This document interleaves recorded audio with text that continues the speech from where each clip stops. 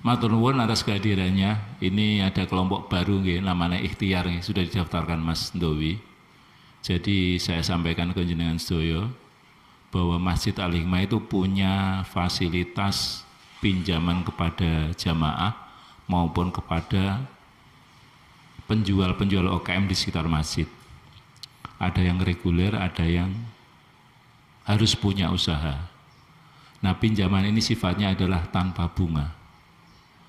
Pinjaman tanpa bunga, kemudian pinjaman pertama itu per orang 1 juta. Akan naik terus sampai maksimal nanti sampai 5 juta. Tapi angsurannya Bapak Ibu-Ibu itu tiap minggu.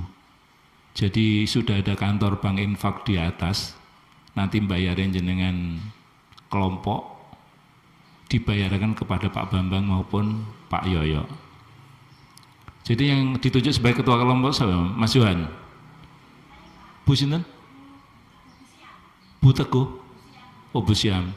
Jadi pinjaman ini memang sifatnya kelompok, Bu. Jadi tidak bisa secara mandiri, secara personal, sifatnya kelompok. Jadi jenengan mangke kalau membayar ke Bank Infak itu harus berempat ini dibayarkan. Jadi Mas Johan, Mas Anu bisa titip jenengan.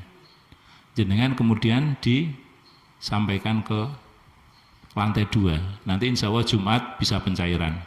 Karena ini tadi kan harus ada foto yang harus dikirimkan ke Jakarta, siapa yang menjadi peminjam. Jadi ini mau mendadak. Pinjamannya maksimal besok sampai 5 juta. Tapi tiap angsuran nanti maksimal 20 angsuran Bu Ahmadi. Jadi katakanlah pinjamnya 1 juta. Kalau 20 kali berarti tiap minggu jenengan hanya ngangsur 50.000. Tapi kalau kelompok ini mampu untuk membayar katakanlah 1 minggu saya mampu 100, nggih mboten napa-napa. Jadi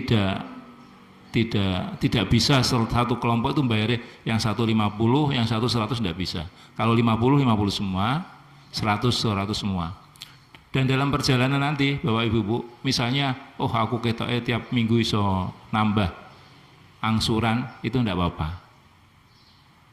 Jadi modal ini, dana ini itu dari 25%, berarti ini hampir 50%, 50% bantuan dari Bank Infak Pusat, 50% dari dana jamaah.